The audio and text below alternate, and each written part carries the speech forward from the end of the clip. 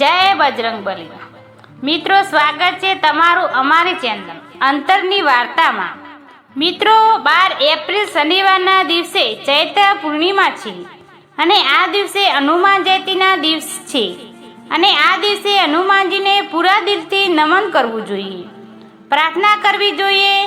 અને જો તમે હનુમાન ભક્ત છો અને ભગવાન હનુમાન પસંદ કરવા માંગો છો તો આ દિવસે સૌથી શ્રેષ્ઠ દિવસ ગણવામાં આવે છે અને આજના દિવસ કરવામાં આવતો આ એક ઉપાય જીવનમાં ચાલી રહેલા હર એક દુઃખ, પીડા, પછી ધનને લગતી સમસ્યાઓ હોય છે કે પછી ઘરમાં બાળકો ખૂબ જ બીમાર રહેતા હોય કે પછી ભણવામાં તેમનું મન ન લાગતું હોય, એક રીત કહીએ તો તેમની પ્રગતિ ધીમા પ્રકારે થઈ રહી હોય તો આજના દિવસે તમે શ્રદ્ધાપૂર્વક આ એક માત્ર ઉપાય કરવાથી હનુમાનજી ખૂબ જ પ્રસન્ન થાય છે અને ખૂબ જ સારા આશીર્વાદ આપે છે અને ઘરમાં ચાલી રહેલા હર એક પ્રકારના કષ્ટ, દુઃખ દૂર થાય છે। ઘણા બધા લોકોને ખૂબ જ પ્રકારની સમસ્યા હોય છે, જેમ કે કોઈને કાલ સપદોષ નડતો હોય છે તો કોઈને શનિવારનો ભાર નડતો હોય છે। પણ એવું કહેવાય છે કે મિત્રો કે હનુમાન જયંતીના દિવસે આ પ્રકારને મીઠું, લવિંગ અને કપૂરથી કરવામાં આવતા આસાન ઉપાયો છે। ધ્યાનપૂર્વક ભક્તિભાવથી કરવામાં આવે તો વિશ્વાસમાં કોઈ એવો દોષ નથી કે જે તમને રોકી શકે કે મિત્રો હનુમાનજી તો કળિયુગના દેવતા છે, તેના માટે કરવામાં આવેલા કોઈ પણ ઉપાયો નિષ્ફળ નથી જતા। તમારા જીવનમાં નડતર રૂપે થતી હર એક સમસ્યાનું નિવારણ આજના દિવસે તમને મળશે। તો ચાલો શરૂ કરીએ આજના ઉપાય હનુમાન જયંતીનો। આ ખાસ ઉપાય હનુમાન જયંતીના દિવસે સૌથી પહેલાં તમારે વહેલા ઉઠી જવાનું છે। વહેલા ઉઠીને સ્નાન કરીને સ્વરૂપે કપડાં ધારણ કરવાના છે। ત્યાર પછી તમારા પૂજા સ્થાનને આવી તથા બેસવાનું રહેશે। તમારા ઈષ્ટદેવ નમન કરીને પૂજા અર્ચન કરી લેવાની છે। પછી લાલ કલરનું કપડું લેવાનું છે। કપડાની અંદર મીઠું લેવાનું છે। મીઠું એવી રીતે લેવાનું કે આ ઉપાય થોડાક ધ્યાનથી સાંભળજો। મીઠું ચપટી દ્વારા લેવાનું રહેશે અને કઈ રીતે ધ્યાનથી સાંભળજો। તમારા ઘરમાં જેટલા પણ સભ્ય હોય, માની લો કે 2 સભ્ય હોય તો 2 ચપટી મીઠું લેવાનું રહેશે। એવી રીતે તમારા ઘરમાં જેટલા પણ સભ્ય હોય એટલી ચપટી તમારે મીઠું કપડાની અંદર લેવાનું રહેશે।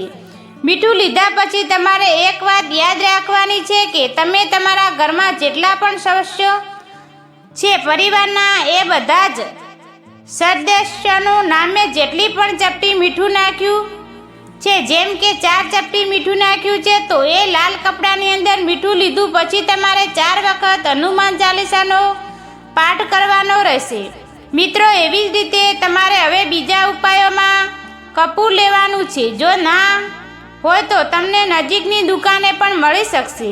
મિત્રો, કપૂર પણ તમારે એવી જ રીતે લેવાનું છે જેટલા તમારા ઘરના સભ્યો હોય અને જે પ્રકારે તમે પૂજા અર્ચન કરી રહ્યા હોય એ પ્રકારે મીઠાની અંદર 2, 3, 4 જેટલા સભ્યો હોય એ પ્રકારે કપૂર નાખવાનો રહેશે।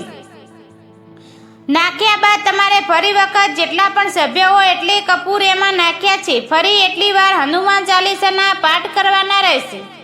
અને ત્રીજો ઉપાય લવિંગના, જે પ્રકારે તમારે ઘરમાં સભ્ય હોય એ પ્રકારે તમારે લવિંગ લઈ શકો છો। કપડાની અંદર તમારે નાખવાના રહેશે। એક ખાસ વાત યાદ રાખવાની રહેશે, લવિંગના ફૂલ આખા હોવા જોઈએ। લવિંગ ક્યાંથી પણ ખંડિત હોવી જોઈએ નહીં, એ તમારે ખાસ ધ્યાન રાખજો જોઈએ લેવાના રહેશે। ખંડિત લવિંગ રહેશે તો તમારા ઉપાય નિષ્ફળ જશે, એટલા માટે ધ્યાનથી આખા લવિંગ લેવા જોઈએ। અને એ જ રીતે લવિંગ લઈને જેટલા પણ તમે લવિંગ લીધા હોય ફરી વખત તમારે હનુમાન ચાલીસાનો પાઠ કરવાનો રહેશે। આટલું થઈ ગયા પછી તમારે ભગવાનને પ્રાર્થના કરવાની રહેશે, જેમ કે પ્રભુ અમારા ઘરના દુઃખ દર્દનો દૂર કરો। ઘરની કોઈ પણ સમસ્યા હોય તે તમારા ભગવાનના સમક્ષ રજૂ કરવા જોઈએ। આ બધા પ્રકારની સમસ્યા દૂર કર્યા બાદ તમારે કાળા કલરનો દોરો લેવાનો રહેશે। તમારે એક કાળા કલરનો દોરો લેવાનો રહેશે। તે 4 કોરથી લાલ રંગના કપડાં પકડીને એવી રીતે કપડાને પૂરી રીતે બાંધવાનો રહેશે, એટલે કે પેક કરવાનો રહેશે. પોટલી બનાવવાની રહેશે. સેમ એવી જ રીતે તમારે ઘરમાં જેટલા પણ સદસ્યો હોય એવી રીતે કાળા દોરાથી એટલા આંટી વાળવા વીંટવાના રહેશે. જેમ કે તમને ફરી વખત સમજાવી દો. દોરા પકડીને તે પોટલીની બાંધવાની રહેશે. 4 સભ્ય હોય તો 4 રાઉન્ડથી વીંટળવાનો રહેશે. 2 સભ્ય હોય તો 2 આંટા વીંટવાનો રહેશે અને પછી એક ગાંઠ વાળી દેવાની છે, જેનાથી અંદર રહેલા કપૂર કે મીઠું બહાર ન આવી જાય.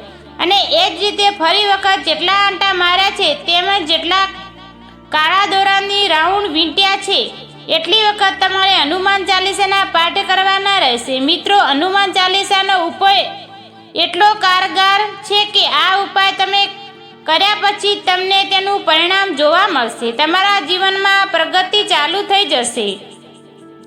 ધનના ભંડાર ભરવાના ચાલુ થઈ જશે. દરેક પ્રકારની કાળી માર્યા દૂર, દર્દ, પીડા હંમેશા માટે દૂર જશે. નકારાત્મક શક્તિ, આ બધા પ્રકારથી ઉર્જા તમારા દૂર રહેશે. હવે આ પોટલીને તમારે હનુમાન ચાલીસાના પાઠ કરતા ઘરના દરેક ખૂણામાં ફેરવવાની રહેશે, જેનાથી બધા જ પ્રકારની નકારાત્મક ઉર્જા ઘરમાંથી દૂર થાય છે. જેમ આપણે કોઈની નજર ઉતાર્યા હોઈએ છીએ તેવી જ રીતે ઘરની નજર ઉતારી લેવાની હશે. તમારે હનુમાન જયંતીના દિવસે એટલે કે 12 એપ્રિલ શનિવાર દિવસે તમારે સાંજના સમયે ઘરની બહાર તમારે કોઈ પણ જગ્યાએ તમે આ પોટલી જમીનની અંદર દાટી શકો છો અને જમીનની અંદર જ દાટવાની રહેશે. પણ ઘરની બહાર કોઈ પણ જગ્યાએ આ પોટલી તમારા જીવનમાં ઘરમાં રહેતી હરેક પ્રકારની નકારાત્મક ઉર્જા દૂર, દર્દ બધું જ સાથે જ લઈ જશે. બસ આજના માટે આટલું જ. જો તમને આ વિડીયો સારો લાગ્યો હોય તો વિડીયોને લાઈક, શેર કરો અને અમારી ચેનલ અંતરની વાર્તાને સબસ્ક્રાઈબ કરવાનું ભૂલશો નહીં. જય હનુમાન દાદા.